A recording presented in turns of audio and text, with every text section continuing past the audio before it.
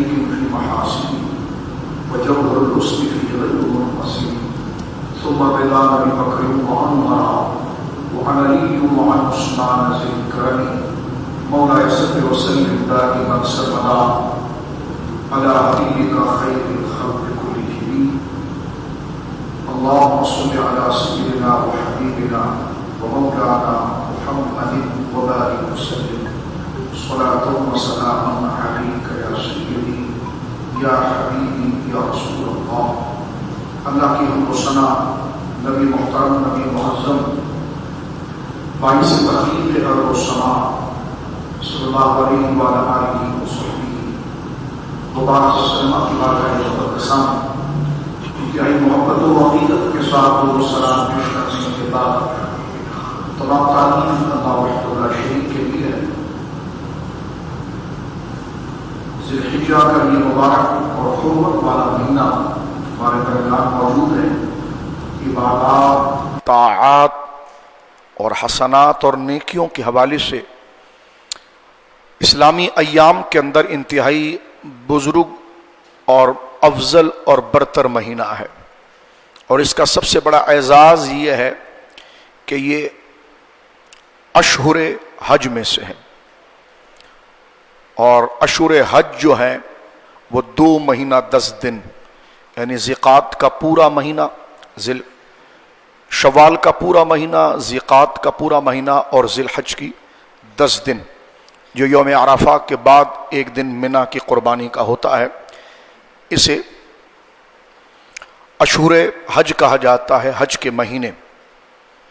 اسی طرح اس کے اندر ایام تشریق بھی ہے، اور بالخصوص اس میں تکبیرات کا سلسلہ ہوتا ہے کہ 9 ذی الحجہ کی فجر سے فرض نمازوں کے بعد اللہ اکبر لا الہ الا اللہ واللہ اکبر وللہ الحمد، یہ تکبیر جو ہے ایک دفعہ پڑھنا باواز بلند واجب ہے، اور 3 دفعہ پڑھنا یہ افضل ہے.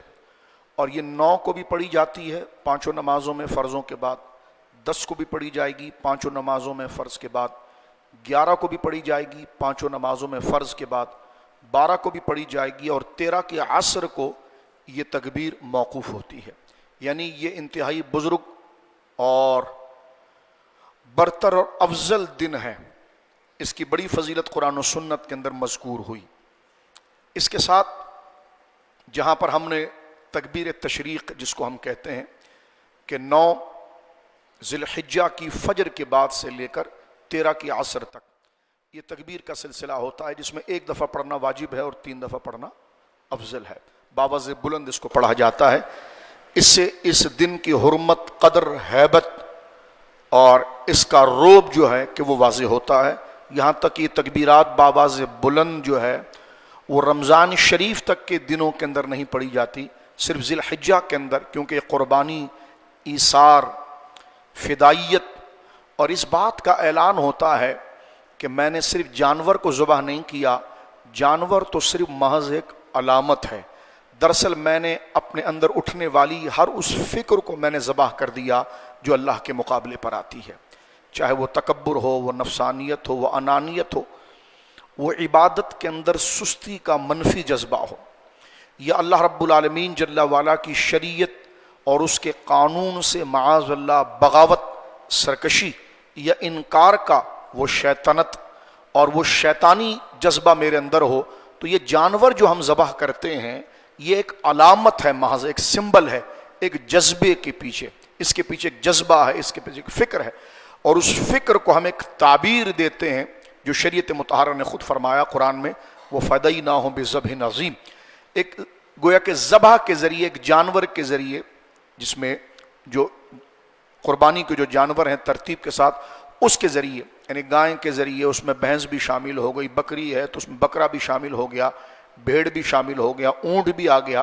یہ قربانی کے جو جانور ہے، پھر سن لیجئے، یہ ایک نشانی اور علامت ہے کہ ہم ان قربانی کے جانوروں کو تو ذبح کر رہے ہیں، لیکن سمجھانے کے لیے عرض کر رہا ہوں، محض یہ ایک علامت ہے اس چیز کی کہ یہ صرف جانور ذبح نہیں ہوتا، اصل میں خدا کے خلاف آنے والا ہر منفی برا جذبہ برے خیال کو میں ذبح کر رہا ہوں.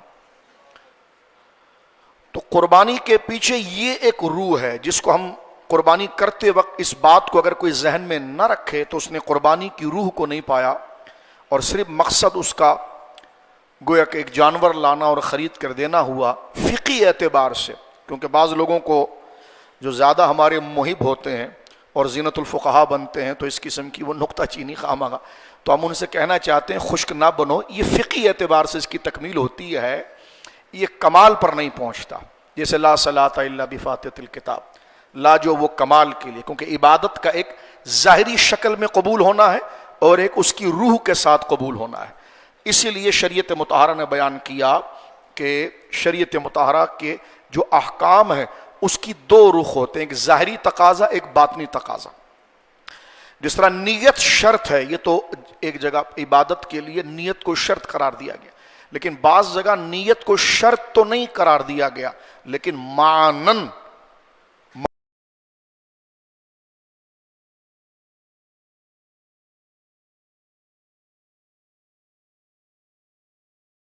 نہیں ہے عند اللہ، وہ اجر نہیں پائے گا. جیسے دکھاوے کی عبادت، کوئی بندہ اگر دکھاوے کی عبادت کر رہا ہے تو کوئی بھی مفتی صاحب کہیں گے انہوں نے سارے ارکان ادا کیے ہیں، نماز تو ہو گئی، لیکن پیچھے فکر جو ہے وہ جو جذبہ ہے وہ رضا الہی کا نہیں ہے تو عند اللہ وہ مقبول نہیں ہوا. تو اس سے مقصود یہ ہے. تو یہ پھر سن لیجیے، آگے بڑھتے ہیں کہ جانور جو ہے جس کو ہم ذبح کرتے ہیں، قیمتی جانور لاتے ہیں، بہت بڑی کرامت اور عزت اور یہ ایمان ہی کا مظاہرہ ہے، لیکن اصل چیز یہ سمجھ لینا چاہیے کہ یہ جانور محض ایک علامت ہے. اس کو ذبح کرنے کا مطلب یہ ہے کہ میں نے اپنی خواہش کو ذبح کیا، میں نے اپنی نفسانیت کو ذبح کیا، میں نے اپنے اندر اٹھنے والے گناہ کے شوق کو ذبح کیا، میں نے شریعت کے مقابلے پر آنے والی اپنے اندر ہر گندی سوچ اور فکر کو میں نے ذبح کیا. گندے غلیظ لوگ جو شریعت مطہرہ کے مقابلے میں اللہ کے قانون کو چیلنج کرتے ہیں، ان بدبختوں سے نجات کے طور پر اس کو میں نے ذبح کیا. تو وہ ذبح کرنا یہ ہوتا ہے کہ بندہ اپنے تمام منفی شوق اور اپنی تمام منفی مرادوں کو ذبح کر کے اس بات کو ذکر کر دیتا ہے کہ یہ یا اللہ، یہ جو میں نے جانور ذبح کیا ہے اور اراق دم، اس کا جو میں نے خون بہایا ہے، یہ اس بات کی علامت ہے کہ میں نے ظاہر کے ساتھ ساتھ باطنی طور پر بھی مکمل تیری فرمان برداری کو قبول کیا ہے. جیسے حضرت سیدنا ابراہیم علیہ السلام کی یاد اس کے ساتھ جڑی ہوئی ہے. خیر اس پر تو ہم نے مکمل ایک پروگرام نظام مصطفیٰ میں کر دیا ہے ان آیات کے ساتھ. اللہ قبول فرمائے اور عمل کی توفیق دے. حضرت ابراہیم علیہ السلام کا وہ مزاج ذابح کی نظر میں، ذبح کرنے والے کی نظر میں، قربانی کرنے والے کی نظر میں ہونا چاہیے. ایک تو یہ جس طرح میں نے عرض کیا کہ یہ جانور صرف ایک علامت ہے اور اس کو ذبح کرنا ایک علامت ہے کہ میں اپنے منفی اور گناہ، تکبر، نفسانیت، انانیت کو ذبح کر رہا ہوں. اس کے ساتھ حضرت ابراہیم کی وہ فکر ہو کہ جب رب کے حکم ہوا کہ آپ اپنے بچے کو ذبح کریں، خواب میں جب وہ چیز دکھائی گئی ہے تو آپ نے اس میں سر منہ انحراف، بال برابر بھی ادھر ادھر نہیں ہوئے، جیسے رب کا حکم تھا جوں کا توں اسی طرح جیسا دیکھا تھا. اپنے لخت جگر اور اپنی آنکھوں کی ٹھنڈک حضرت سیدنا اسماعیل کو لے گئے اور لے جا کر اس وقت ان کی عمر 14 سال کے قریب تھی، کیونکہ قرآن نے ان کو غلام کہا ہے اور غلام کا اطلاق جو ہے وہ قروب بلوغ کی طرف ہوتا ہے. تو طفل ہے، صبی ہے، پھر غلام. تو گویا کہ اس بچے کو آپ نے ذبح کر دیا. تو یہاں سے یہ مفہوم ملا کہ قربانی، جانور کی قربانی اس بات کا اعلان کروانا چاہتی ہے اور بندے سے اس بات کا اظہار کروانا چاہتی ہے کہ جب رب کا حکم ہوگا تو میں کسی پسند اور غیر پسند کی طرف توجہ نہیں کروں گا. جس رب نے جس جگہ پر، جس وقت میں، جس شرائط کے ساتھ جو عبادت، جو حکم دی ہے، کچھ بھی ہو جائے، چاہے دنیا ادھر سے ادھر ہو جائے، شریعت کا جو مطالبہ ہے میں اس کے وقت میں، اس کی شرائط کے ساتھ ہر صورت کے اندر میں مکمل کروں گا. چاہے وہ نمازوں کی پابندی کی صورت میں ہو، حج کی صورت میں ہو، زکوٰۃ کی صورت میں ہو، خیرات کی صورت میں ہو، والدین کی اطاعت کی صورت میں ہو، لوگوں کے ساتھ جو حقوق ہیں اس کی صورت میں ہو، یا اعلاء کلمۃ الحق کے لیے اپنی جان کو اللہ کی راہ میں قربان کرنے کے حکم میں ہو، اور اللہ کے دین کے باغیوں کا رد اور ان کے مقابلہ کرنے کی صورت میں ہو اور اللہ والوں سے محبت کرنے کی صورت میں ہو، الغرض اس کی محبت اپنی محبت نہ رہے اور اس کا غصہ اپنا غصہ نہ رہے، بلکہ وہ قربانی کرنے کے ساتھ اس جذبے کو پائے کہ حضرت ابراہیم علیہ السلام نے اللہ کے حکم کو پایا، اور پایا بھی وہ حکم کہ جس کو سن کر بندے کے رونگٹے کھڑے ہو جاتے ہیں کہ اپنے بچے کو ذبح کرو، اور جیسا تھا اسی طرح لے جا کر، چھری دیکھی تھی خواب میں تو اس کی تعبیر کی طرف نہیں گئے، اس کو حقیقی معنی کی طرف لیا اور چھری ہی لی۔ بیٹے کی طرف گئے تو وہاں سے کوئی نعمت، کوئی پھل، کوئی اناج، اس تعبیر کی طرف آپ نہیں گئے، بلکہ اصل شکل میں اسی مشخص بیٹے کو لے کر گئے۔ تو اللہ کے احکام کی تعمیل میں آپ کسی تعویل کی طرف نہیں گئے، بلکہ اس کے حقیقی مفہوم ہی کو آپ نے لیا، اور اللہ رب العالمین نے پھر آپ پر یہ کرم فرمایا کہ حضرت اسماعیل کو دور کر کے فرمایا وَفَدَيْنَاهُ بِذَبْحٍ عَظِيمٍ، ہم نے خود جو ہے وہ ابراہیم کی طرف سے جو اس نے خواب کا جو عمل تھا کر گزرا، اللہ فرماتا فَدَيْنَاهُ بِذَبْحٍ عَظِيمٍ، ہم نے ابراہیم کی طرف سے خود ایک بہت بڑی عظمت والا فدیہ دے دیا۔ یہ روح اگر قربانی کے پیچھے نہیں ہو تو کبھی ہم نہیں سمجھ سکتے ہیں کہ جانور کو ذبح کرنے کا کیا مقصد ہے، تو لہٰذا اپنی خواہشات کو ذبح کرنے کا یہ مقصد۔ اسی طرح اپنی انانیت کو ختم کرنا اور اپنی انانیت کو مارنا، اور ہر وہ چیز جو درمیان میں تعلقات حق کو گویا کہ خراب کرتی ہے، اور دین کے لیے ہی اور اسلام ہی کے لیے رشتوں کو ہموار کرنا، چاہے وہ شخص یا وہ بات ہمیں بہت زیادہ ناپسند بھی ہو، لیکن شریعت مطہرہ کا مطالبہ ہے تو وہی ہمارا نظریہ ہو، وہی ہماری حقیقت۔ حدیث پاک یہاں پر ذکر کی جا رہی ہے جامع ترمذی شریف میں، ہماری ماں ام المومنین سیدتنا عائشہ صدیقہ رضی اللہ تعالیٰ عنہ ذکر کرتی ہیں کہ رسول کریم صلی اللہ علیہ وسلم نے شاہ فرمایا کہ ما عمل آدمی من عمل یوم النحر، قربانی کے دن اللہ تعالیٰ کی بارگاہ میں مسلمان کا کوئی عمل اتنا زیادہ پسندیدہ نہیں ہوتا، یوم النحر احب الی اللہ من ارحاق الدم، قربانی کے دن میں اللہ کی بارگاہ میں سب سے زیادہ پسندیدہ عمل جو اللہ کو اپنے بندے کا لگتا ہے وہ ہے اس دن قربانی کر کے اس کا خون بہانا۔ انہ لیأتی یوم القیامت بقرونہا واشعارہا واضلافہا وان الدم لا یقع من اللہ بمکان قبل ان یقع من العرض فطیبوا بها نفسا، او کما قال صلی اللہ علیہ وسلم۔ رسول کریم فرماتے ہیں قربانی کے دن اللہ تعالیٰ کی بارگاہ میں مسلمانوں کا کوئی عمل قربانی کے جانور کے خون بہانے سے زیادہ پسندیدہ نہیں۔ قربانی کا جانور قیامت کے دن اپنے سنگوں کے ذریعے، اپنے بالوں اور اپنے کھروں کے ساتھ، یعنی پاؤں کے پنجوں کے ساتھ، کھروں کے ساتھ آئے گا، اور یقیناً اس کا خون زمین پر گرنے سے پہلے اللہ تعالیٰ بندے کی اس خدمت کو مقبولیت کا درجہ عطا فرماتا ہے۔ شرط یہ ہے لہٰذا خوش دلی کے ساتھ قربانی کی جائے، اس کو تاوان، اس کو جبر نہ سمجھا جائے۔ تو یہ حدیث پاک جامع ترمذی، وقت کا اختصار ہے، ہم نے آپ کی خدمت میں عرض کیا۔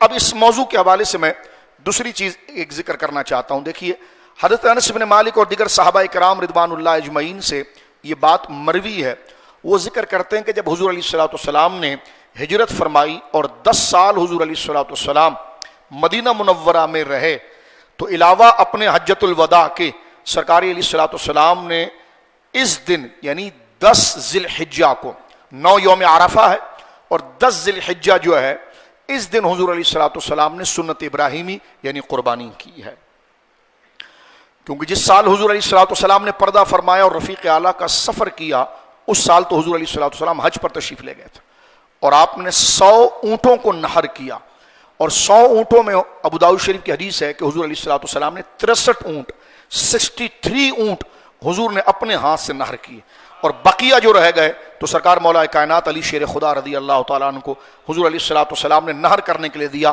اور یہ فعال بن گیا تھا شکرانے کے طور پر حضور علیہ الصلوۃ والسلام کی عمر شریف کا، جو اللہ رب العالمین نے آپ کو 63 سال کی جو عمر شریف دنیاوی عطا فرمائی تھی، تو سرکار نے اپنے ہاتھ مبارک سے گویا کہ 63 جانوروں کو ادھر نحر کیا۔ اور ابو داؤد میں یہ بھی روایت موجود ہے، اونٹ کو ذبح کرنا کتنا مشکل ہے آپ جانتے ہیں، اس کو باندھا جاتا ہے، کیا کیا کیا جاتا ہے، لیکن ابو داؤد میں روایت موجود ہے، بہقی میں بھی موجود ہے کہ جب حضور علیہ الصلوۃ والسلام نے گویا کہ ذبح کا وہ آلہ اٹھایا تو ہر اونٹ آگے بڑھتا تھا اور اپنی گردن حضور کے حوالے کرتا تھا کہ یا رسول اللہ آپ اپنے ہاتھ سے مجھے گویا کہ ذبح فرمائے. تو 63 اونٹ حضور سید عالم صلی اللہ علیہ وسلم نے ذبح فرمائے.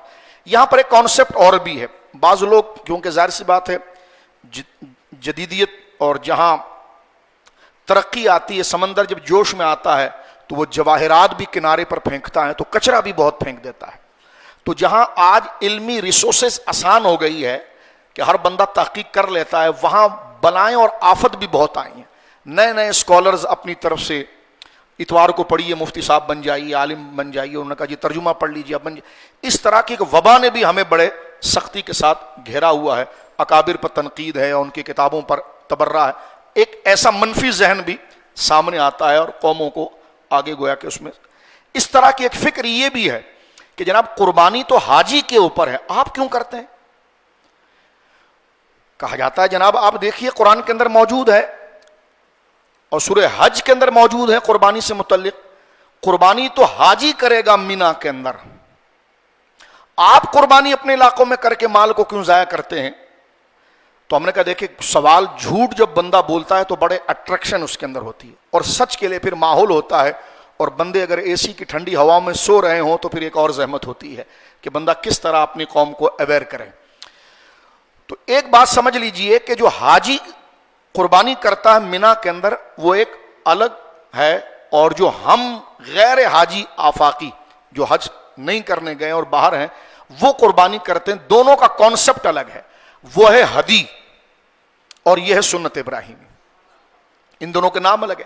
صحابہ کرام نے حضور سے باقاعدہ پوچھا کہ یا رسول اللہ یہ جو آپ قربانی فرما رہے ہیں صلی اللہ علیہ وسلم یہ کیا ہے؟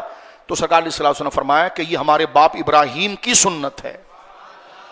تو یہ قربانی جو غیر حاجی جیسا ہم اپنے علاقوں میں گاؤں دیہات میں کرتے ہیں، اس قربانی کو سنت ابراہیمی کہا جاتا ہے. اور یہ اس پر بات کرنے سے پہلے ہم ان دوستوں سے کہتے ہیں کہ آپ ہم سے حدیث اور سنیت کی حجیت پر بات کیجیے، کیونکہ ظاہر سی بات ہے یہ مسائل سنت سے ثابت ہے، حضور کی احادیث سے ثابت ہے. تو جب آپ حضور سید عالم صلی اللہ علیہ وسلم کی احادیث ہی کے منکر ہیں تو پھر کسی ایگزامپل پر آپ کیا مثال دے رہے ہیں؟ آپ ہم سے اصول پر بات کیجئے. جبکہ امت کا اس بات پر اجماع ہے کہ قرآن شریعت مطہرہ جس سے شریعت جاری ہوتی ہے، فقہ کے احکام جاری ہوتے ہیں، وہ 4 ہے. اصل الاصول تو قرآن ہے اور قرآن کی تشریح و تعبیر جو ہے وہ حدیث مبارکہ ہے، اور حدیث کی سنیت کی حجیت جو ہے وہ اجماع صحابہ ہے. اور پھر مرور زمانہ آنے والے زمانے کے اندر نوپید چیزیں جو پیدا ہوں گی تو وہ حرام ہوگی یا حلال ہوگی. تو ان تینوں قانون کو قرآن سنت اجماع صحابہ کو بنیاد بنا کر ایک ایسا علم ایجاد کیا گیا کہ اس کے ذریعے قیامت تک کی نئی ایجادات کو ان تعبیرات کے ساتھ لا کر حل کیا جائے کہ ایسی چیز کو استعمال کرنے میں جیسے لاؤڈ اسپیکر کا استعمال ہے یا ہوائی جہاز میں سفر کا استعمال ہے یا نمازوں کا دیگر چیزوں جو جدت آ رہی ہے، میڈیکل کے اندر جدت آ گئی ہے، تو شریعت اس کو ہاں کہتی ہے نہ کہتی ہے. تو ایک علم اور ایک ایسے اصول کی ضرورت تھی کہ جس کے ذریعے ان 3 بنیادی دلیلوں کو بنیاد بنا کر قیامت تک پیدا ہونے والی معاشرتی نئی ایجادات، چاہے وہ سیاسی اعتبار سے ہو یا معاشرت کے کسی بھی طبقے کے اعتبار سے ہو یا عمرانیات سے ہو یا طب سے ہو، تو اس کے جائز اور ناجائز ہونے کو وہ اصول پرنسپلز بن کر اس کو حل کریں. اس کو اجتہاد کہتے ہیں اور اس پورے قانون کا نام ہے قیاس. تو قرآن سنت اجماع قیاس، اصل دلیل یہ 3 ہیں. تو یہ قرآن مجید فرقان حمید سے اس کے دلائل ثابت ہیں. حضور سید عالم صلی اللہ علیہ وسلم نے جو حج میں قربانی فرمائی ہے وہ تو جناب رسول کریم صلی اللہ علیہ وسلم نے اپنی وصال والے سال یعنی 10 سال اگر آپ رہے ہیں تو 10ویں سال حضور علیہ الصلوۃ والسلام حج پر تشریف لے گئے تھے. بقیہ یہ 9 سال حضور علیہ الصلوۃ والسلام نے احادیث متواتر موجود ہے کہ جناب سید عالم صلی اللہ علیہ وسلم نے ذی الحجہ کی 10 تاریخ یعنی عید الاضحیٰ کے دن حضور علیہ الصلوۃ والسلام نے یہ قربانی فرمائی. یہ سنت ابراہیمی، وہ ہدی ہے، یہ سنت ابراہیمی. اس کے لیے جگہ خاص نہیں، اس کے لیے جگہ خاص. وہ حاجی انہی دنوں کے اندر کرے گا اور جگہ بھی اس کی خاص ہے اور وہ حدود حرم کے اندر کرے گا. حدود حرم سے باہر نکل گیا تو وہ ذبیحہ تو حلال ہوگا لیکن اسے اس کی حج کی قربانی نہیں کہا جائے گا. اس لیے آپ دیکھتے ہیں کہ کچھ لوگ مینا میں قربانی پہلے کر لیتے تھے, آج کل کاکیا کا علاقہ ہے وہاں لوگ زیادہ آ کر قربانی کرتے ہیں, مکہ سے آ کر طواف زیارت کر کے قربانی کی طرف جاتے ہیں. تو یہ کاکیا کا علاقہ جو مکہ یعنی خانہ کعبہ کے سراؤنڈنگ کا جو یہ لمبا علاقہ ہے جو کئی کلومیٹر پر محیط ہے, یہ حدود حرم ہے. اس میں سے کہیں پر بھی آ کر حاجی اگر اس کے اندر, اس دائرے کے اندر جتنا اس کا علاقہ ہے حدود حرم کا, اس کے اندر وہ قربانی کرے گا تب وہ قربانی اس کی حج کی قربانی کہلائے گی. اگر وہ حدود حرم سے نکل کر جدہ میں جا کر قربانی کر لیا ہل کے اندر, یا مسجد عائشہ جہاں پر حدود حرم ختم ہوتا ہے, مسجد عائشہ سے ایک قدم باہر نکل کر اس نے قربانی کر لیا اور بسم اللہ اللہ اکبر کہہ کر اس نے ذبح کر دیا, تو جانور حلال ہے, اس کا گوشت کھا سکتے ہیں, لیکن وہ تمتع والی قربانی نہیں ہوگی, وہ قران والی قربانی نہیں ہوگی. وہ یعنی سمجھ لیجئے سادے الفاظ میں کہ وہ حج والی قربانی, کیونکہ حج افراد میں تو قربانی نہیں ہوتی ہے, دو حجوں کے اندر قربانی ہوتی ہے, حج قران اور حج تمتع. تو یہ حج کی قربانی نہیں ہوگی کیونکہ حج کی قربانی کے لیے جگہ خاص ہے, اور یہ جو سنت ابراہیمی ہے اس کے لیے جگہ خاص نہیں ہے. تو اس میں اور اس میں بنیادی فرق ہے. ایک بات وہ حج کے لیے ہے. اسی طرح اس کا ثبوت قرآن کریم کی آیت جو ہے فَصَلِّ لِرَبِّكَ وَانْحَرْ, یہ حبیب مکرم ہم نے جو آپ کو کثرت اور آپ کو یہ جو شان عطا فرمائی ہے, تو آپ اپنے رب کے حضور اپنی عزت و توقیر کا جو بڑھاوا آپ کو ہم نے دیا ہے, تو اس کے لیے کیا کیجئے, شکرانہ پیش کیجئے. اور شکرانہ کیا ہے, نماز پڑھیے اور اللہ کے حضور قربانی کیجئے. کہ یا اللہ اگر یہ دونوں کام کر کے میں شکرانہ ادا کر دوں تو فرما ان شانک والابتر, پھر دشمن کی فکر نہ کیجئے, وہ خود ذلیل ہو جائے گا. لہذا جو اپنے حاسد سے بچنا چاہتا ہے, اور یہ آزمان لیجیے جس دن آپ کی نماز چھوٹ گئی نا اس دن 3-4 پنگے تو آپ کے سر پر آئیں گے. لیکن آپ کی نمازیں باقاعدہ ہو رہی ہوں اور شکر کے تقاضے ہوں گے, آپ دیکھیں حاسد آپ کی جوتی کے نیچے رہے گا, دشمن تو دفع ہو جائے گا, اور حاسد آپ کی جوتی کے نیچے رہے گا. تو لہٰذا یہ قرآن نے ترتیب بنائی, انا اعطیناک الکوثر, حبیب ہم نے آپ کو خیر کثیر عطا فرمایا, عزت دی, نبوت دی, شان دی, عظمت دی, ختم نبوت کا تاج دیا. اب زمین پر بھی یہ کنٹرول دیا ہے کہ 10 لاکھ مربع میل تک آپ کی حکومت, مکہ بھی فتح ہو گیا. تو حبیب جب ہم نے آپ پر اتنا ظاہری, مادی, روحانی ہر قسم کا احسان فضل کر دیا ہے, تو اس فضل میں آپ ہمارا شکر ادا کیجئے. وہ شکر کیا ہوگا, مولا فرما فصل, آپ نماز ادا کیجئے, ونحر, اور قربانی کیجئے. نماز بھی حضور نے ادا فرمائی, قربانی بھی کی. یا اللہ یہ دونوں کر لوں تو پھر کیا ہوگا, فرما ان شانک والابتر, جو آپ کا دشمن ہوگا وہ خائب و خاسر ہوگا اور وہ دم بریدہ اور نسل بریدہ ہو جائے گا. تو گویا کہ اس ایک صورت کے اندر ہمارے لیے پوری پریکٹیکل لائف ذکر کر دی گئی. اللہ نے ہمیں اولاد دی ہے, مال دیا ہے, شہرت دی ہے, عزت دی, اگر ہم نماز نہ پڑھیں ہاں اور جو شکرانے کے تقاضے ہیں اس کو ادا نہ کریں, تو پھر وہ بندہ چین سے نہیں رہ سکتا, اس کے گرد دائرہ تنگ ہوتا چلا جاتا ہے, اس سے غلطیاں ہوتی چلے جاتی. حاسد کا ہونا اس بندے کے غلط ہونے کی دلیل نہیں ہے. حضرت یوسف علیہ السلام کو دیکھیے, تو گھر کے ہی لوگ حاسد تھے جنہوں نے اٹھا کر ان کو وہاں کنویں میں ڈال دیا تھا. تو یہ تو جو ہر ذی نعمت کے ساتھ حسد کیا جاتا ہے اور اس کو نشانے پر لایا جاتا ہے, لیکن یہ کہ حسد تو یہ ہے نا کہ اگلے میں قصور نہ ہو, بندہ اس پر چڑھ دوڑے. ایک یہ کہ اس سے پے در پر غیر شرعی حرکتیں ہوتی چلی جاتی ہیں, الیاذ باللہ, نعوذ باللہ من ذالک. اس کی وجہ یہ ہے کہ جب وہ شکرانہ چھوڑتا ہے, اگر وہ شکرانہ ادا کرے فصلی لربک وانحر, تو اللہ رب العالمین جل والا اس کی زندگی میں ریلیف لاتا ہے. اور اگر اس کے سامنے حاسد یا دشمن آ جائے تو اللہ اس کو برداشت کا حوصلہ بھی دیتا ہے. تو لہٰذا یہ تمام چیزیں اس صورت کے اندر بیان کی گئی, اور اس سے جو نتیجہ ظاہر ہوتا ہے وہ نتیجہ ہے کہ قربانی جو ہے, جو سنت ابراہیمی ہے, وہ اس آیت کریمہ سے, رسول اللہ صلی اللہ علیہ وسلم کے متواتر عمل اور سنت دائمہ سے یہ ثابت ہے. اس کا انکار کرنے والا بڑا بدترین گمراہ ہے. اس لیے وہ جو قربانی ہے جو حج کے اندر مینا میں کی جاتی ہے وہ الگ ہے, اس کا ذکر سورہ المائدہ اور سورہ حج کی بعض آیتوں کے اندر کیا گیا ہے, اور یہ جو سنت ابراہیمی ہے اس کا ذکر سورہ کوثر کے اندر اور حضور علیہ الصلوۃ والسلام کی متواتر زندگی کے اندر ذکر کیا گیا. لہذا یہ شک بھی ذہن کے اندر نہ رہے. اب اس کے بعد دوسرا مرحلہ یہاں پر میں آخر میں عرض کر دینا چاہتا ہوں, اور وہ یہ ہے کہ شریعت مطہرہ نے جس چیز کو پسند کیا ہے کہ اس میں یہ جو حدیث پاک کے اندر ذکر کیا گیا نا کہ اچھی طریقے سے, یہ جو حدیث شریف کے الفاظ ہیں, سرکار کریم نے فرمایا فَطِيبُوا بِهَا نَفْسًا, خوش دلی کے ساتھ قربانی کرو. یہ مفہوم بڑا وسیع ہے. خوش بندہ اس پر غور نہ کرے, تر و تازہ بندہ اس پر غور کرے. فرمایا فطیبوا بہا نفسا, تو بڑی خوش دلی کے ساتھ اور بڑی خوش دلی کے ساتھ تم نے قربانی کرنی ہے. تو خوش دلی کیا ہے؟ قربانی ہو گئی تو اس کی گندگی جو پڑی ہے اس کو بھی وہ صاف کر رہا ہے, اس کو, یہ اس کی خوش دلی کی علامت ہے. بیزاری یہ کہ بس کاٹو یار, جو جہاں پھینک دیا بس چلو گوشت بانٹو اور گوشت کھاؤ, یہ خوش دلی نہیں. خوش دلی ایک پورا پیکج ہے, پورا ایک دائرہ ہے.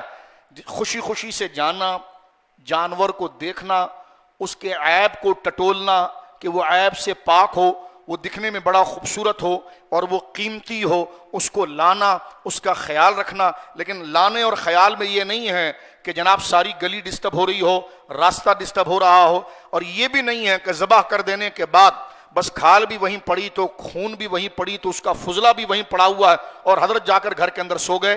تو یہ جو آخر جس جملے کے ساتھ شریعت نے باندھا ہے نا, یہ قابل غور ہے. فرمایا حضور سید عالم نے فطیبوا بہا نفسا, جہاں اس کے ذبح تک کے اندر نفس کی خوش دلی ہونی چاہیے, وہیں تک آپ کا خارجی عمل بھی بتانا چاہیے کہ اس بندے نے یہ قربانی کو کی ہے تو اللہ کی رضا کے لیے کیا ہے, کسی کو, کسی گزرنے والے کو, کسی دوسرے شخص کو اس سے اذیت نہیں ہوئی ہے. تو جو بندہ اپنی شادی بیاہ دیگر چیزوں کو خوشی سے کرتا ہے تو خوشی کے اندر وہ لوگوں کا بھی لحاظ رکھتا ہے کہ یار دیکھو ٹریفک نہ رک جائے, یار دیکھو یہ نہ ہو جائے, دیکھو بعد میں یہ نہ ہو کہ شامیانے اکھاڑے جائیں تو سڑک کے اوپر سوراخ ہو جائے, بھائی اس کو بند کر دو, گزرنے والا ناراض ہو جائے گا. یہ ساری علامت پتہ چلتی ہے کہ وہ ایونٹ اس کو بہت پیارا تھا, وہ جس کو وہ سیلیبریٹ کر رہا تھا وہ بڑا پیارا تھا, اس لیے اس نے آخر تک لوگوں کا خیال کیا ہے.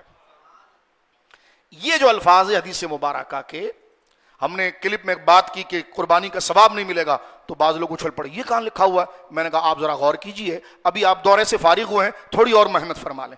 کسی صوفی باصفا درد دل کی خدمت میں بیٹھے اور اس لفظ کو صرف جامع ترمذی سے سمجھنے کی کوشش کریں جو فرمایا گیا کہ فطیبوا بہا نفسا, خوش دلی کے ساتھ. تو لہٰذا یہ کیا قربانی ہوئی کہ قربانی کر کے آپ گھر میں سو گئے اور خون روڑوں پر بہہ رہا ہے, گندگی وہاں بڑی ہے.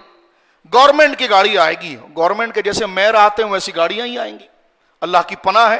آپ کی قربانی ہے, جہاں اتنی قربانی ہوئی 500,000 روپے کا آپ اور خرچہ کریں وہ بھی اجر کی بات ہے. 1000 میں نہیں آ رہا 1500 میں آ جائے, بھائی یہ گندگی اٹھا کر لے جاؤ, بھائی چونا ڈال دو, بھائی اس کو صفائی کر دو.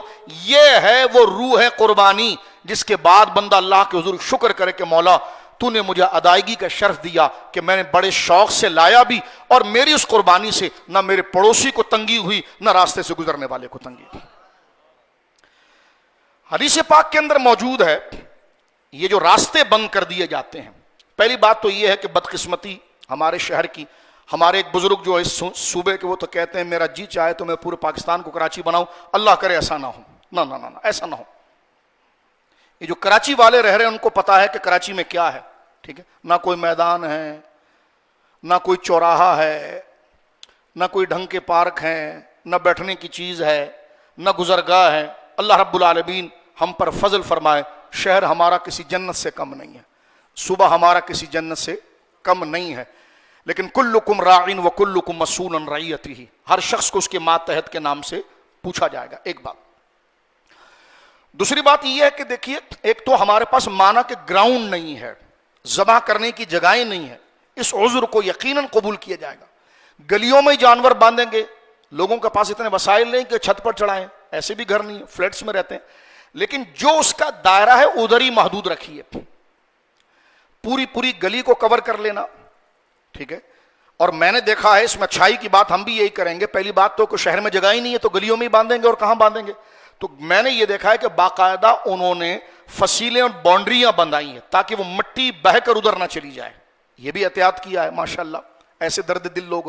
اور باقاعدہ انہوں نے گویا کہ پردوں کے ساتھ اس چیز کو کورڈ بھی کیا ہے کہ جانور کو بھی کسی کے ذریعے نقصان نہ پہنچ جائے اور جانور کے ذریعے کسی کو نقصان نہ پہنچے, اس کے فضلات اور گندگی باہر نہ آئے. تو ایسی شخصیات یقیناً معاشرے کے اندر مشعل راہ ہیں. لیکن ہم ان کے لیے بات کر رہے ہیں کہ چھوٹی چھوٹی گلیاں ہیں اور اس کو بھی پورا بند کر دیا جائے, بڑی گلیاں ہیں اس کو بھی بند کر دیا جائے. गुजरगाह का एहतमाम ना हो और एक मेले का समा हो, लोगों का झमगट्टा लगा हुआ हो, तो यह जिम्मेदारी भी उसी शख्स की है जिसने झमगट्टा लगाया है कि गुजरने वाले को तकलीफ ना हो। आप कुर्बानी के जानवर की बात करते हैं, आला हजरत ने तो सोयम और चहलुम के लिए गली बंद करने को मना लिखा है। हमारे वहां यह रिवाज भी खत्म होना चाहिए।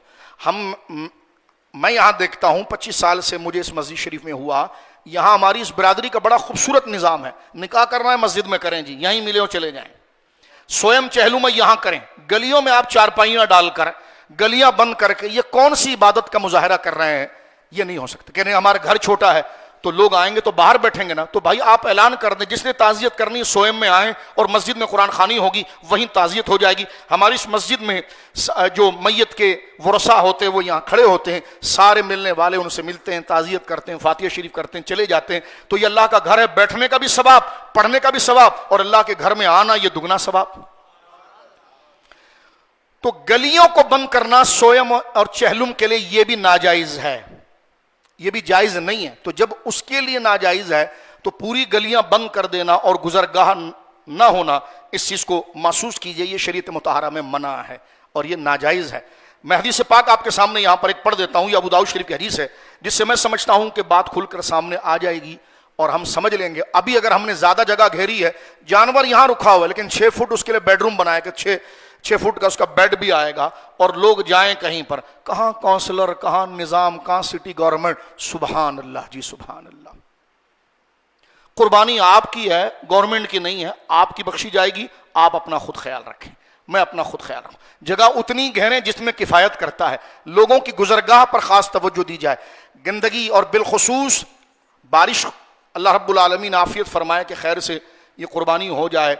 और यूं भी होता है कि कुर्बानी के बाद बारिश होती है अल्लाह के फजल से, वो जो सड़कें तो कौन साफ करेगा, वो अल्लाह की कुदरत के फजल से वो खुद ही साफ हो जाती है। तो उसके बाद उसके फजले और निजासत का ख्याल करना लाजिम है। अब मैं बात को खत्म करने की तरफ जा रहा हूं, जरा तवज्जो कीजिए, क्योंकि समाज पर भी हम बात करें ना, और क्योंकि हम इसके साथ जुड़े हुए लोग हैं। और कुरान मजीद फुरकान हमीद ने इस चीज को जिक्र फरमाया कि इन्नल्लाह युहिब्बुल मुतताहिरीन, अल्लाह पाकी को कबूल करने वाले, पाक रहने वालों से मोहब्बत करता है। और मेरी और आपकी पाकीज़गी हमारे घर के सहन से, हमारे लिबास से, हमारी बोली से, हमारे मोहल्ले से पता चलेगी। 6-6 करोड़ 5-5 करोड़ के फ्लैट हैं, 2.5 करोड़ के फ्लैट हैं, माशाल्लाह, अल्लाह रब्बुल आलमीन नसीब फरमाए। लेकिन 4 बंदे मिलकर ये नहीं बोलते यार कि सिटी गवर्नमेंट काम नहीं कर रही तो क्या हुआ, हम किसी स्वीपर को देकर रास्ता साफ करा देते हैं।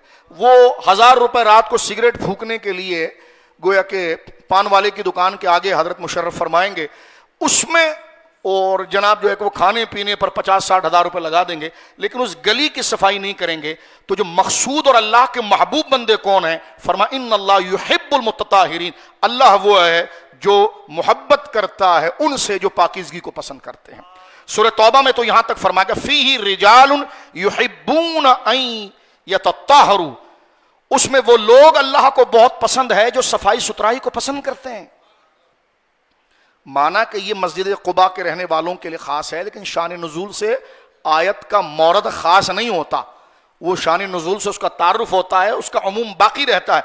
फरमाया कि फीही रिजालुन, कुछ लोग, उनमें कुछ लोग ऐसे हैं, एक खास तबके की तारीफ की, युहिब्बूना, जो पसंद करते हैं, अन यतत्ताहरू, के जनाब वो साफ सुथरा रहें, साफ सुथराई को पसंद करें। फरमा वल्लाहु युहिब्बुल मुतताहिरीन, और ऐसे साफ सुथरे रहने वालों को अल्लाह पसंद करता है। अब आप देखिए कि कुर्बानी के जानवर को रास्ते में बांधना और गली बंद करना ये तो कोई मसला नहीं है, कुर्बानी तो वाजिब। जिहाद फी सबीलिल्लाह वो तो फर्ज आयन है। रसूल करीम सल्लल्लाहु अलैहि वसल्लम एक जिहाद में तशरीफ ले जा रहे हैं, और ये हदीस हजरत साल बिन मुआज से, वो कहते हैं कि मेरे वालिद गिरामी ने इस बात को जिक्र किया, काला गज़ौना, सारे मेरे मुसलमान भाई इसको दिल से सुने और अल्लाह मुझे और आपको इस पर अमल की तौफीक दे। फरमा काला गज़ौना मअन नबिय्या, हम हुजूर के साथ एक गज़वे में तशरीफ ले गए। फद्दयकन नासु मनाजिला, सहाबा किराम एक जगह रुक गए और अपना सारा सामान उन्होंने गलियों में डाल दिया। अब गली बंद हो गई, बंद नहीं हुई, सद नहीं का, दय्यक का, तंग हो गई। रास्ता क्या हो गया? बंद नहीं किया, तंग हो गया। सामान रखा, गुजरने की जगह थी, लेकिन गुजरने वालों को जिनके लिए रोड बना है उनके लिए वो तंग हो गया। सहाबा इकराम है, उन्होंने सामान जमीन पर रख दिया, گلی کا 75% حصہ جو ہے بند ہو گیا. اور یہ حدیث کے الفاظ ہیں, یہ نہیں کہ یہ نہیں فرمایا کہ سد الطریق, راستے کو بند کیا, فرمایا فضیق الناس منازلہ, انہوں نے اتنا سامان اپنا جہاد کا اور گھوڑے وغیرہ باندھ دیے کہ جو گزرنے والوں کے لیے راستہ تھا نا وہ تنگ پڑ گیا. اور آگے حضور فرماتے ہیں وقطعوا الطریق, اور کچھ جگہ پر یوں ہاں کے راستے بند ہو گئے. فبعث النبی اللہ صلی اللہ علیہ وسلم, سرکار کو جب خبر ہوئی تو سرکار نے فوراً ایک بندے کو بلایا, فرمایا ادھر جاؤ فوراً منادین, اور میری طرف سے اعلان کرو ان من اللہ اکبر ان من ضیق منزلا او قطع الطریق فلا جہاد لہ. فرمایا میرے ساتھ جو جہاد میں آئے ہیں اگر ان کے سامان کی وجہ سے راستوں پر رکھ کر راستوں کو وہ تنگ کر دیں یا راستوں کو وہ بند کر دے, حضور سید عالم فرماتے ہیں فلا جہاد لہ, اسے جہاد کا کوئی ثواب نہیں ملے گا. اب یہ حدیث دیکھیے آپ, یہ ابو داؤد شریف کی حدیث ہے اور یہ میں نے مشکات سے آپ کے سامنے پڑھی ہے. بات کو یہاں ختم کرتے ہیں کہ حدیث پاک آپ سن لیجئے, کتنے مبارک قول ہے. حضرت سید مسیب کہتے ہیں میں نے بزرگوں سے سنا ہے, نہیں کیونکہ یہ حدیث جو لا رہے ہیں ارسال کر رہے ہیں مرسل, فرماتا سمع یقول ان اللہ طیب, میں نے یہ سنا کہ بے شک اللہ رب العالمین پاکی کو پسند کرتا, پاک ہے, یحب الطیبہ, اور پاکی کو پسند کرتا ہے, نظیف, اور نظیف ہے, یحب النظافہ, اور نظافت کو پسند کرتا ہے. طہارت کہتے ہیں ظاہری پاکی کو, باطنی پاکی کو کہتے ہیں طیب, اور ان دونوں کے مجموعے کو کہتے ہیں نظافہ. اسی لیے رسول کریم صلی اللہ علیہ وسلم کا یہ ارشاد گرامی بھی موجود ہے جس میں حضور علیہ الصلوۃ والسلام نے شاہ فرمایا کہ, اور سرکار دو عالم صلی اللہ علیہ وسلم کا یہ ارشاد خاص طور پر سرکار شاہ فرماتے ہیں کہ قال تطیبوا افنیتکم, رواہ ترمذی, اپنے گھر کے صحنوں کو صاف رکھا کرو, اپنے گھر کے صحنوں کو صاف رکھا کرو. گلیوں کو اسی سے مراد اس کا مفہوم عام ہوا, گلیوں کو صاف ستھرا رکھا کرو. احادیث کا اگر آپ مطالعہ کریں گے تو سرکار کی کنگھی کرنے کا بیان, سرکار کی داڑھی مبارک پر کنگھی کرنے کا بیان, سرکار علیہ الصلوۃ والسلام کی خوشبو لگانے کا بیان, سرکار کے سرما لگانے کا بیان, یہ الگ الگ چیپٹر حدیث پاک کے اندر موجود ہے. ایک شخص مسجد کے اندر جمعے کی نماز کے لیے آ گیا, اور وہ جب مسجد کے اندر وہ پہنچا تو سارے اور راس, ہم تو آتے نا ایسے ہی آ رہے ہیں, ان کے بال بکھرے ہوئے تھے, وہ ایسی مسجد کے اندر آ گئے سرکار, اور وہ لحیہ تھا, داڑھی بھی بکھری ہوئی تھی, اور وہ مسجد کے اندر داخل ہوئے. فاشار الی رسول اللہ بیدہ, سرکار نے اشارہ کیا واپس جاؤ, واپس جاؤ, حدیث کا اشارہ کیا واپس جاؤ. کانا یأمر باصلاح الشعر واللحیۃ, صحابی کہتے ہیں اس سے اشارہ یہ تھا کہ باہر جا مسجد سے اور داڑھی اور سر کو سنوار کرا. اور حضور سید عالم صلی اللہ علیہ وسلم فقال رسول اللہ الیس ھذا خیرا من ان یأتی احدکم وهو سائر الرأس کانک الشیطان. حضور سید عالم صلی اللہ علیہ وسلم ارشاد فرما رہے ہیں کہ کوئی شخص جو ہے اس حال میں مسجد میں آئے کہ اس کی داڑھی بکھری ہوئی ہو, کپڑے بکھرے ہوئے ہو, بال بکھرے ہوئے ہو, تو فرمایا یہ تو اس طرح ہے جیسے کوئی شیطان آ رہا. اور بالخصوص ہمارے وہاں گردنیں پھلانگنا, بابا جی بیٹھ جائیے, بیٹھ جائیے, بیٹھ جائیے, ادھر ہی بیٹھ جائیے, یہ حرام ہے, یہ ناجائز ہے. میں اکثر اس بات کو ذکر کرتا ہوں اور بات کو ختم کر رہا ہوں, یہ آداب ہے, آداب. عبادت ہمیں آ گئی, آداب نہیں آئے, جمعہ پڑھنا آ گیا, بیٹھنا نہیں آیا. رسول کریم نے فرمایا کہ جس نے مسجد کے اندر لوگوں کی گردنیں پھلانگی اس کے لیے جہنم میں پل بن گیا. تو لہٰذا اگر آگے جگہ خالی ہے, پیچھے والے سستی کرتے ہیں, آتے نہیں ہیں, تب وہ کراس کر کے آ سکتا ہے. لیکن جب صفیں پوری ہوئی ہوں, میں معذرت کے ساتھ تنقید نہیں کر رہا, ادب سے بیان کر رہا ہوں, سر پر ہماری ٹوپیاں ہیں, داڑھی مبارک ہے, داڑیاں ہماری مبارک سفید ہو جاتی ہیں, لیکن ہم نے ادھر ادھر کھڑے ہو کر باتیں کرنا قوم اور برادری کسی کی نہیں سیکھی, تو آداب نہیں سیکھی. میں انتہائی ادب سے کہہ رہا ہوں, تو خدا رہا یہ آداب ہیں جو جس کے ساتھ نیکیاں جڑتی ہیں اور وہ نیکی اللہ کی بارگاہ میں قبول ہوتی ہیں. تو دعا کیجیے اللہ رب العالمین ہمیں ہماری قربانیوں کو بھی قبول فرمائے اور ہمیں گلیوں کو گندا کرنے سے بھی محفوظ رکھے. بولو آمین. بیل آپ بڑا لائیں, اللہ قبول فرمائے, لیکن راستے کو تنگ کرنے سے بھی اللہ رب العالمین محفوظ فرمائے. اور اس خوش فہمی میں کوئی نہ رہے کہ وہ لوگوں کو تنگ کر کے سمجھے کہ اس کی قربانی ہو جائے گی. یہ حدیث پاک مجھے اور آپ کو ڈرا رہی ہے. جانور ذبح ہو جائے گا, گوشت تو کھا لے گا, قربانی رب قبول نہیں کرتا. فقہی اعتبار سے تو تیرے سر سے قضا ہو گیا، لیکن رضا الہی جب ہے کہ جس میں لوگوں کی رضا ہو اور لوگوں کی پسندیدگی ہو. اللہ رب العالمین قربانی کے ان بنیادی مسائل کو سمجھنے کی ہمیں توفیق عطا فرمائے. اپنا بوجھ گورنمنٹ کے اوپر یا ان کی صفائیوں پر ڈالنے کی بجائے تو ہم جس طرح گھر کے اندر کسی کیمسی کے بندے کا انتظار نہیں کرتے ہیں، خود ہی صفائی کر لیتے ہیں یا ماسیہ رکھ دیتے ہیں، ایسے ہی خیال اللہ رب العالمین مجھے اور آپ کو اپنی گلی کوچے کا کرنے کی توفیق عطا فرمائے. وآخر دعوانا ان الحمدللہ.